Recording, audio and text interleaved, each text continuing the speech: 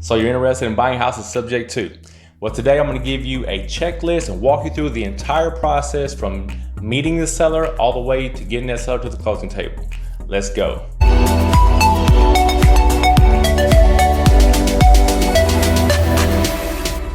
Welcome back to REI Simplified. I'm your host, Adam Johnson, where we break down complex real estate situations and scenarios for people like me and you, the beginning investor. So subject to is our bread and butter. We've been able to buy over 50 houses, and that's why you're here watching this channel. The question we get is, what do we do next once we get a house under contract? So today I'm going to give you guys an informal breakdown of how we do our process, but also I'm going to leave a link down in the descriptions for a downloadable link for our exact flow chart from talking to the seller to getting our inspections, blah, blah, blah, all the way to now we have a new acquisition. So let's jump right into it, guys. First thing first is that phone rings. What do we do? Well, we get on that phone and when we're salesmen and we got to start building rapport, talking to the seller. You have to be a person before you're a salesman when it comes to dealing with these types of transactions. So we schedule, when the phone call comes in, we build that rapport, we get their email address, and then we, in my system, we then email them a seller questionnaire, about 22, 24 questions about the property. Basic questions like, how old is the roof? When was the last time the HVAC was serviced? Have any pets lived in the property? Those types of things that kind of help me build the picture and the profile for that property so that we know if this is a good lead or bad lead. So first thing we do is we send them the seller questionnaire. Usually, if a person is motivated and ready to make this happen, we get those answers back within the hour. Some people take a little bit longer, but the way we look at it is you need us more than we need you. So when I talk to a seller and if they're kind of dancing around, kind of dipping their toe in the water, not really ready to commit, they're fishing around and they don't get the seller questionnaire back to me within the next 24 hours, I know that person is not my seller. They're kind of just very iffy about the entire process. So my motto is run with the runners and let the walkers stay by themselves. When a person is ready to commit and ready to run, we jump on it. So what we do is we get the seller questionnaire back from the seller. We then schedule a walkthrough of the property. We meet them at the property. We let them show us through the entire property, walking through, pointing out any deficiencies and defects. And then we sit down at the table, we negotiate our terms. And then once we get the contract signed, now it's time to start hustling. It's time to start making things happen. So what we do in our system, the very first thing we do once we get the contract signed is we go back to the property and put a lockbox on the door. For this scenario, we're going to play this scenario as if the home is vacant. The sellers have already moved out. This plays out many different ways, so just stay with me for this scenario. As I said before, I'm going to leave a downloadable link with our entire workflow chart in the description. So once we get the contract signed, we get a lockbox put on the door. Why? Because one, we need access to the property, obviously, for our inspectors. So we do 3 individual separate inspections. We do a general home inspection, an HVAC inspection, and a termite inspection. Why 3 different ones? Because the HVAC and termites are so specialized and unique and are big dollar items in the event that there's termites that were undetected by an inspector or HVAC issues that were undetected by an inspector. We feel more comfortable and confident in having the specialist for those 3 areas do what they do best. So our general home inspector does what he does. We then call one of the local HVAC techs in our area to do what they do, to do a full-blown assessment. Usually costs between $75 to $150 for us, give or take. So, but it's well worth it. We have pulled out of deals or restructured, renegotiated many deals based on the inspection results from the general inspector, termite inspector, and the HVAC inspector. So we get those 3 separate ones on every individual property. While we're doing that, we are requesting through email to the seller, requesting the seller's home mortgage login information. Why? Because as subject to, we're taking over the mortgage as it is.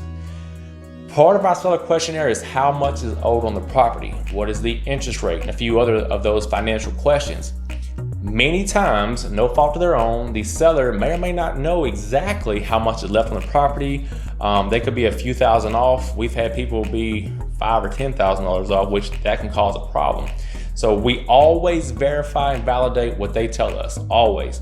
You tell me that your house is worth, or you owe 140, but you actually owe 157, there's a problem there. So always validate and verify with your own eyes everything you've been told by that seller. So we log into the mortgage information. We confirm that it is Wells Fargo. It is $1,019 per month. It is a 2.875 interest rate. They are current on payments, so on and so forth. So we verify that on our own. Moving forward, we then start generating the documentation for our attorney. Now, in one of the videos, I have the 6 critical documents that we use with every single subject to transaction.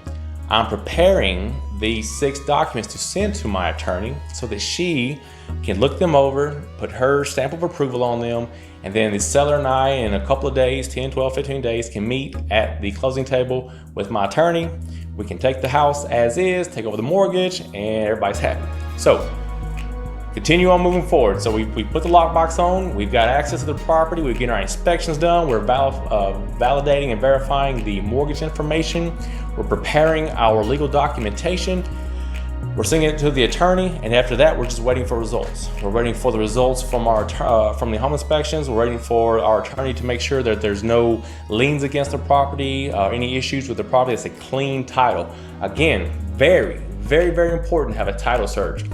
In Montgomery County, Tennessee, anybody, including myself, can go to the Registry of Deeds office and do a title search ourselves. It's the people in there will actually help you. I do this all the time on all of our properties, but I also still have, sometimes if it's an older home, I'll have my attorney go through and do that, because the older the home, the more likely that there are many transactions. If a home was built in 1965, it's probably been sold a few times.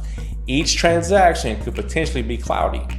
So the older the home, the less comfortable I am personally with doing a title search myself. If the home was built a year and a half ago, I have no problem going down to the deeds office, pulling up that property, seeing that it's clear, free, no issues with the title, and we'll move forward. But as I said before, the older the home is, the more likely and more probable that there are many transactions tied to that property, which also means there's a possibility of liens and whatever else could go on with the house that's been around for a while. So once my attorney says, Adam, we're good to go, the house is clean, I'm comfortable with the mortgage information, we schedule with the sellers, and we meet at the closing table. It is that simple. It's not, don't overcomplicate anything.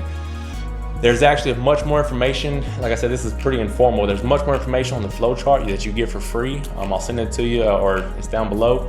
But it's not rocket science, guys. Do not overthink it. In our business, and I hope in your business, you oversimplify everything you do. Because at some point, I'm gonna have to have someone in my seat doing those deals and that research, all those things for me. We're not there yet. We're still growing and getting there. But you want to create SOPs or standard operating procedures so simple that not anybody, but you can train someone up and plug them into your position. They can do what you do for your business without you having to be there. So that was a real quick, informal, from day one to the closing table. For us, that's usually about, it can be between 8 days at the fastest. We have had homes that we had under contract for, I think, 9 or 10 months because one of our sellers was a soldier and they had orders to go overseas, I think to Korea. So we just had the house under contract for a few months. No issues, no problem. You know, we kind of geared up the last probably 5 or 6 weeks before closing, getting all of our inspections and all those kinds of things done. So that's it for today. Checklist, flow chart. It's not rocket science. Get out there, start marketing, get the phone ringing, talk to people, go buy some houses subject to. My name is Adam Johnson. I hope you guys got some value out of this. If you did, please like and share. Send it to a buddy. Why not? It's free. Check out my website. Lots of free resources on my website and here on YouTube. Website is reisimplified.co. Until next time, we'll see you guys later.